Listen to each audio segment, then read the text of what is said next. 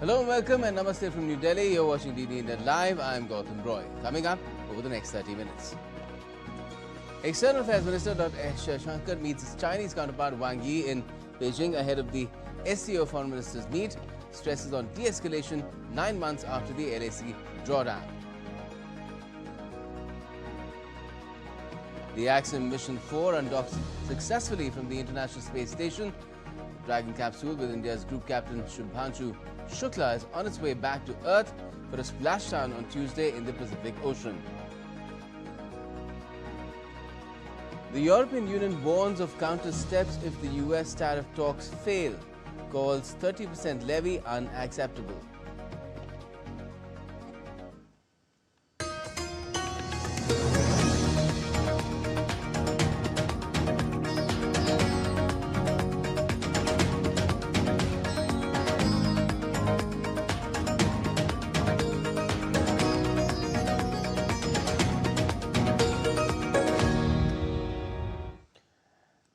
India's External Affairs Minister Dr. S. Shankar has met his Chinese counterpart Wang Yi on the sidelines of the SCO-FM's meet in Beijing on Monday. During the meeting, Dr. Shankar stressed on the need to address the issue of de-escalation along the border. The External Affairs Minister said that India and China have made significant progress over the past 9 months in normalizing bilateral ties. Dr. Jaishankar also thanked China for resuming the Kailash Mansarovar Yatra after a gap of 5 years. We have made good progress in the past 9 months for the normalization of our bilateral relations. It is the result of the resolution of friction along the border and our ability to maintain peace and tranquility there. This is the fundamental basis of our mutual strategic trust and for smooth development of bilateral relations. It is now incumbent on us to address other aspects related to the border, including de-escalation.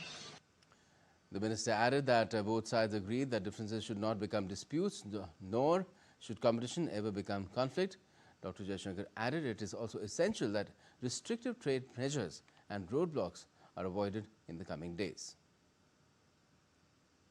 As neighboring nations and major economies in the world today, there are various facets and dimensions of our ties. Measures towards normalizing our people-to-people exchanges can certainly foster mutually beneficial cooperation. It is also essential in this context that restrictive trade measures and roadblocks are avoided. I hope to discuss these issues with you in further detail. That last remark seemingly in the context of Chinese ban on the export of critical minerals. Earlier, Dr. Jaishankar met Chinese Vice President Han Cheng and conveyed India's support for China's SCO presidency and noted the improvement in bilateral ties. Dr. Jaishankar asserted that the bilateral relationship between India and China has been steadily improving since the meeting between Prime Minister Modi and President Xi Jinping in Kazan last October. He also expressed confidence that the discussions during this visit will maintain that positive trajectory. He noted that the countries marked the 75th anniversary of the establishment of diplomatic ties. The resumption of the Kailash Mansarovar Yatra, as I mentioned earlier, has also been widely appreciated in India. Continued normalization of the ties can produce mutually beneficial outcomes.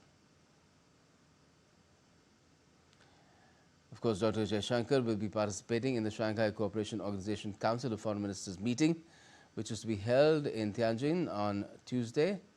The ministers will exchange views on SCO cooperation in various fields and major international and regional issues. The SCO comprises 10 member states: China, Russia, India, Iran, Kazakhstan, Kyrgyzstan, Pakistan, Tajikistan, Uzbekistan, and Belarus. Now, the Axiom 4 crew, which was launched last month on the 25th from NASA's Kennedy Space Center, concluded its mission aboard the International Space Station after completing over 250 orbits of the Earth and traveling more than 6 million miles over a period of 18 days. AX mission pilot, India's group captain Shubhanshu Shukla, and 3 other astronauts entered the Dragon Grace spacecraft as they prepared for their journey back home. The hatch of the spacecraft that connected it to the ISS was closed at 2:37 p.m. Indian Standard Time. The undocking was completed at 16:45 IST, that's 4:45 p.m. The splashdown is expected to take place off the coast of California at 3:01 p.m. IST on Tuesday. And earlier, the crew participated in a special farewell ceremony marking a historic moment as Group Captain Shubhanshu Shukla, India's first astronaut on an international space station, bid farewell to space. These missions have much far-reaching implications beyond science, and that is what I believe that this mission would also do in all of our respective countries as well. Going back from here, I carry with me a lot of memories and the learnings out of this mission that I would try and spread back. But the one thing that really sticks to me is what humanity is capable of when all of us come together from different parts of the world and work for a common goal or a common objective. It is truly incredible. Shukla, along with fellow crew members, Commander Peggy Whitson of the US, Mission Specialist Savoz Uznansky of Poland and Tibor Kapu of Hungary, joined NASA's Expedition 73 crew for the ceremony. Shukla said that 41 years back, an Indian went to space and told us what our country looked like from up there, and people want to know what India looks like now. आज का Bharat space से महत्वाकांक्षी दिखता है. आज का भारत निडर दिखता है. आज का भारत कॉन्फिडेंट दिखता है. आज का भारत गर्व से पूर्ण दिखता है. और इन्हीं सब कारणों की वजह से मैं एक बार फिर से कह सकता हूँ कि आज का भारत अभी भी सारे जहां से अच्छा दिखता है. And following the successful undocking of Axiom 4, India's Minister of State for Science and Technology and Space, in a social media post, said that, and I quote, "Welcome back, Shubhanshu. The entire nation eagerly awaits your arrival back home as you begin your return journey." And the family of Group Captain Shubhanshu Shukla expressed immense joy and pride ahead of his return to Earth on the 15th of July, which is tomorrow, on Tuesday, after an 18-day mission aboard the International Space Station as part of the Axiom 4 mission. The family in Uttar Pradesh's Lucknow is planning a grand welcome, reflecting the nation's pride in Group Captain Shukla's historic achievement as the first Indian to visit the ISS and the second Indian astronaut after Rakesh Sharma, that's Wing Commander Rakesh Sharma, in 1984. बहुत अच्छा लग रहा है. हम लोगों को तो बड़ी खुशी है कि मेरा बेटा जो है मिशन पूरा करके वापस हो रहा है. ये हमारे लिए बड़ी गौरव की बात है और मिशन भी उसका अच्छी तरह सक्सेस रहा है. तो ये हमारे लिए बड़ी गौरव की बात है कि बेटा मिशन पूरा करके धरती पर वापस आ रहा है. हम तो बस वेट कर रहे हैं कि कल किसी तरह लैंडिंग हो उनकी और सक्सेसफुल वो वापस आ जाएं. बस हम ईश्वर से यही प्रार्थना करते हैं. बहुत अच्छा लगा जो मैसेज दे रहे थे कि हाँ सारे जहाँ से अच्छा भारत आज भी दिखता है. ये उन्होंने मैसेज दिया वहाँ से, तो सुनकर बहुत अच्छा लगा कि देश के प्रति इतना जज्बा भरा हुआ है उस बच्चे के अंदर. बहुत ज़्यादा अच्छा लग रहा है सोच के कि 17-18 दिन के बाद बच्चा वापस आ रहा है, धरती पर आए उतरेगा, तो अच्छा लग रहा है. बहुत खुशी हो रही है, बहुत ज़्यादा. Super excited. Actually, it's a mixed bag of emotion right now. बहुत happy. It's like nervousness is also there. We are not having that full of excitement feeling kind of thing because we are slightly nervous. This stage is a little crucial about that landing off and all, undocking from that space station and then landing down, splash down basically because they are landing in the water. So this is like we are highly excited, happy that he is coming back. We are going to meet him soon. But yes, nervousness is also there because it's a crucial moment. As well, where Ireland's Giant's Causeway is bearing the brunt of tourists who made a habit of placing coins into cracks in the famous rocks. The coins rust quickly, damaging the stones and leaving unsightly marks. Experts say this practice has gone on for years, harming the site's natural beauty. In Arizona's desert, Native American communities of the Navajo are finally getting electricity, something most Americans have had for nearly a century. Over 10,000 families in the Navajo Nation still live without power or air conditioning. Climate change is making summers hotter, and many residents rely on generators or solar panels. In North Queensland, Australia, a world-first wastewater facility is using algae and sunlight to clean water with no chemicals needed. The plant has been developed over a decade and returns purified water to the community. The algae byproduct is turned into eco-friendly fertilizer, helping farmers grow stronger crops. It's also reducing harmful runoff into the Great Barrier Reef. And still to come on this edition of DD India Live. Union Minister Sarbanand Sonowal inaugurates BIMSTEC Ports Conclave in Vizag. And French President Emmanuel Macron hosts Indonesian President Prabowo Subianto as a guest of honor at the Bastille Day military parade in Paris.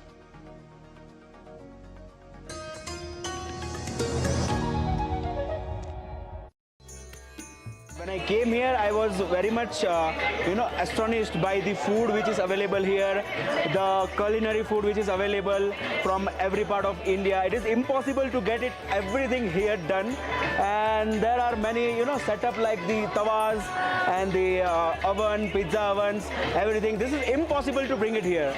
I thank the Shrine Board and this Bhandara for getting all the things here.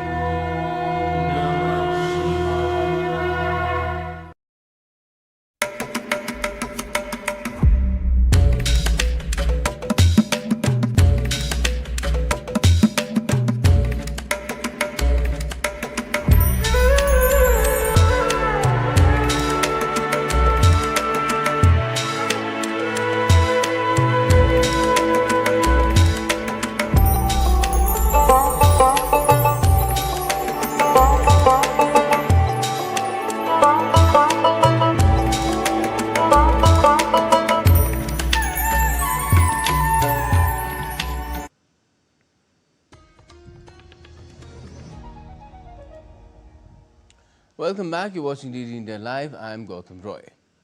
Now, EU member states have agreed that the bloc would need to go for countermeasures if the trade negotiations with the US fail.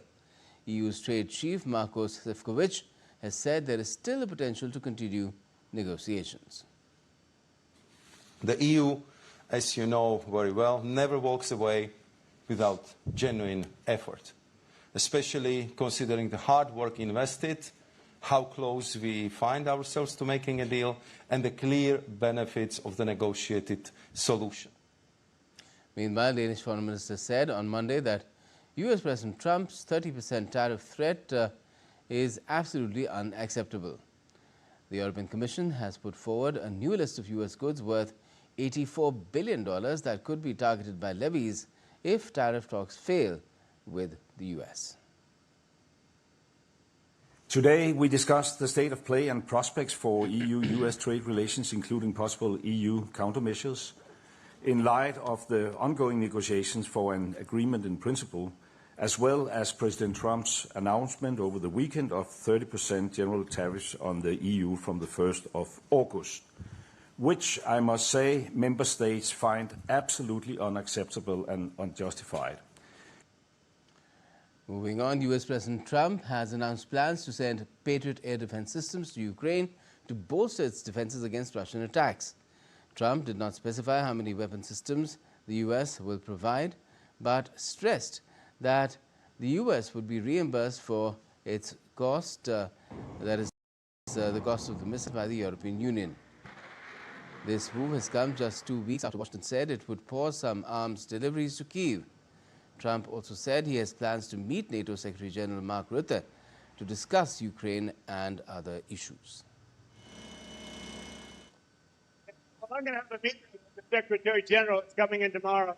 But we basically are going to send them various pieces of very sophisticated military, and they're going to pay us 100% for them. And that's the way we want it. And we've been trying to get that again. Biden, I don't think Biden ever asked for it. Putin really surprised a lot of people. He talks nice and then he bombs everybody in the evening.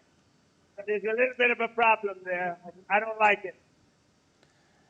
Now, the announcement follows Ukrainian President Zelensky's request for more defensive capabilities to counter Russian missile and drone attacks.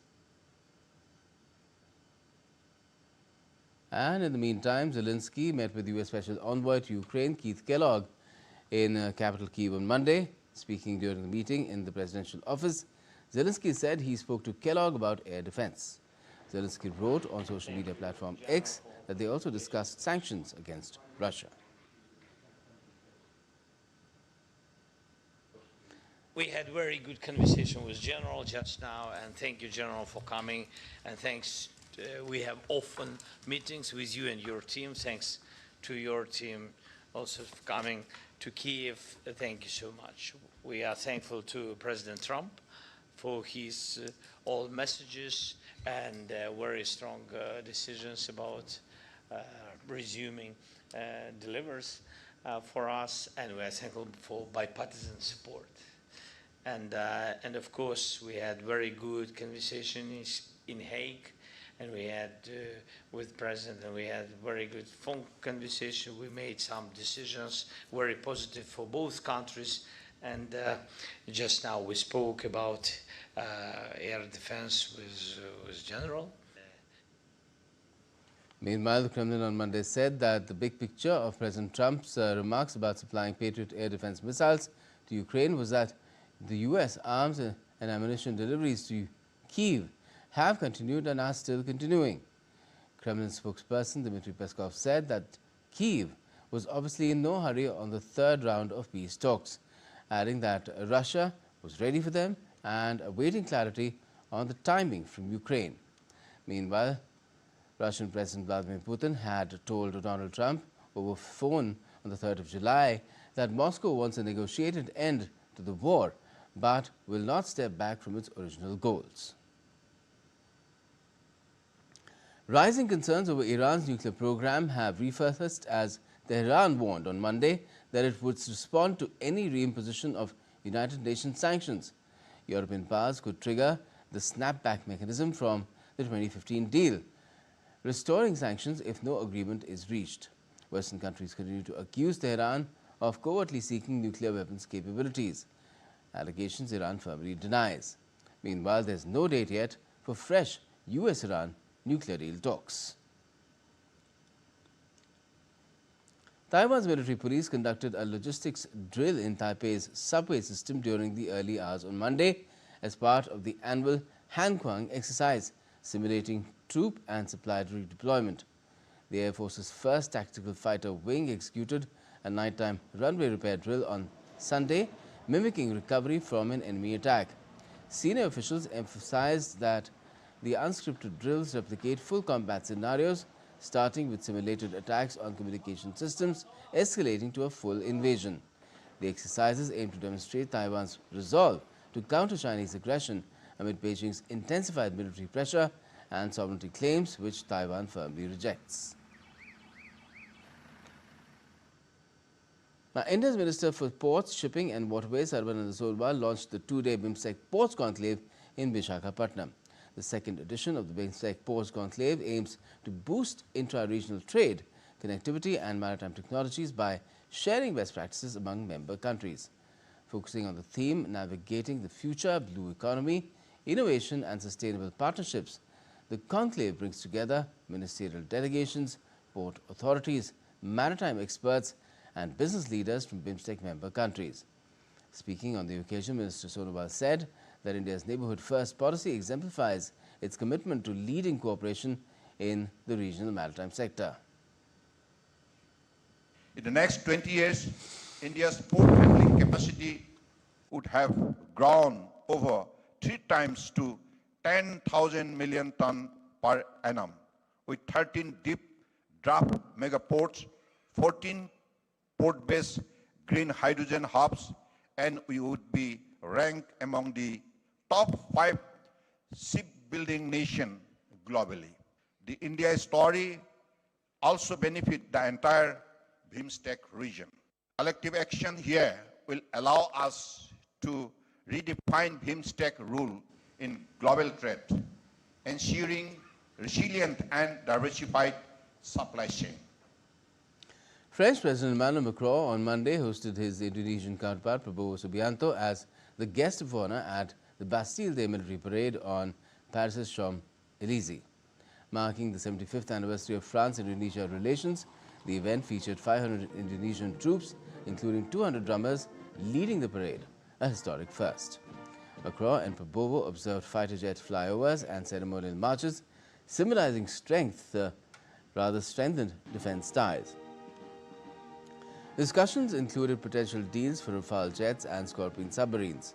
The parade, attended by 7,000 troops, concluded with a drone light show and fireworks celebrating France's 1789 revolution.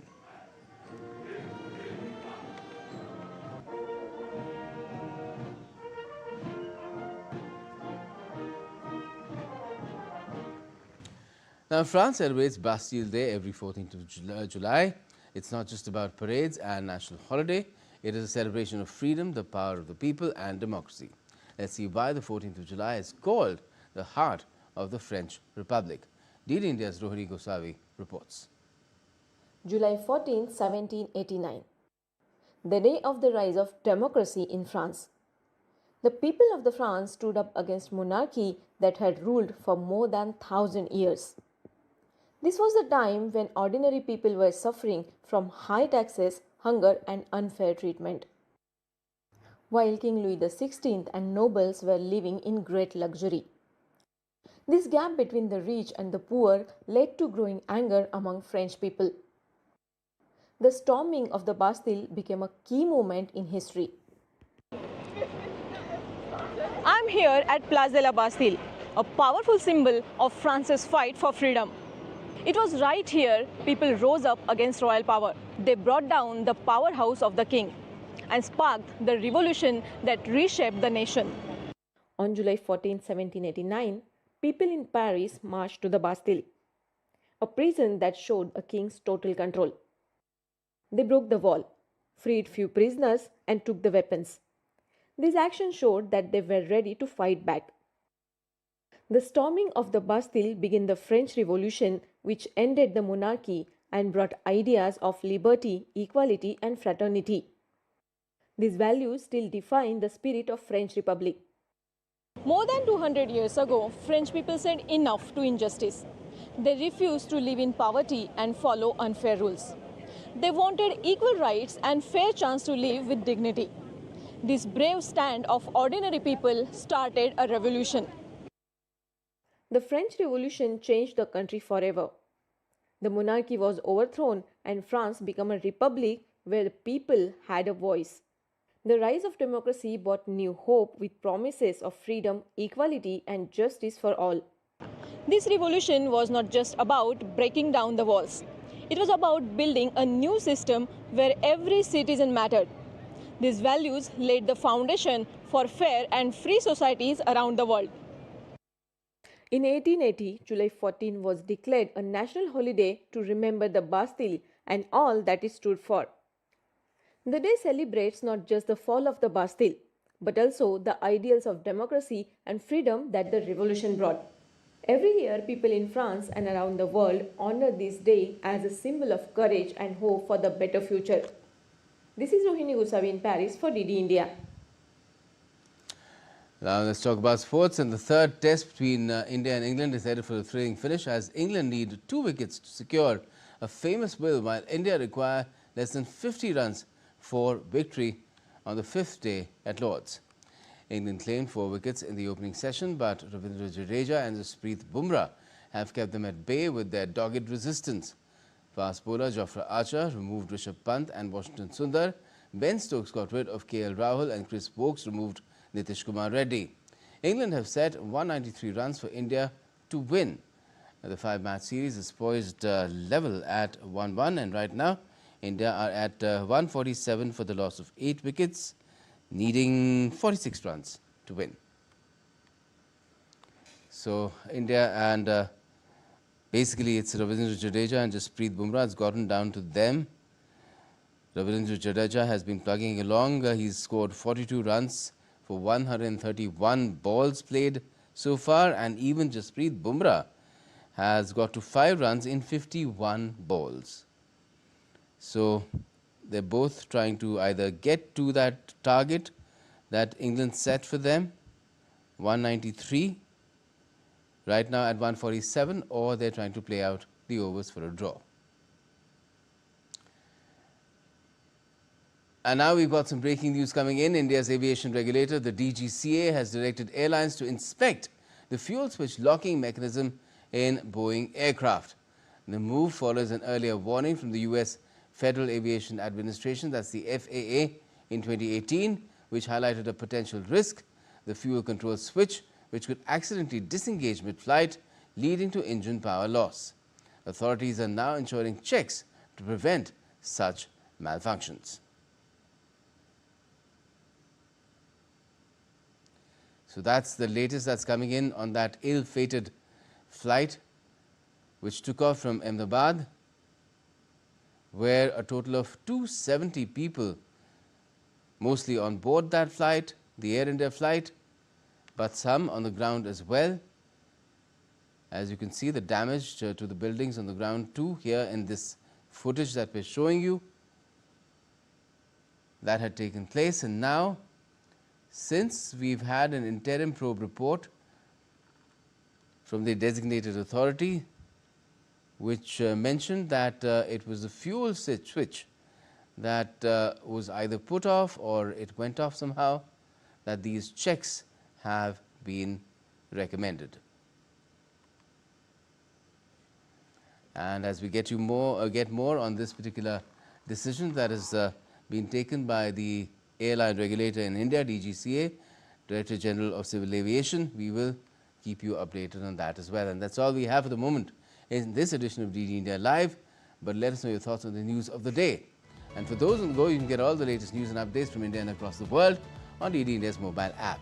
It's available on both iOS and Android. You can scan the QR code and download the app right now.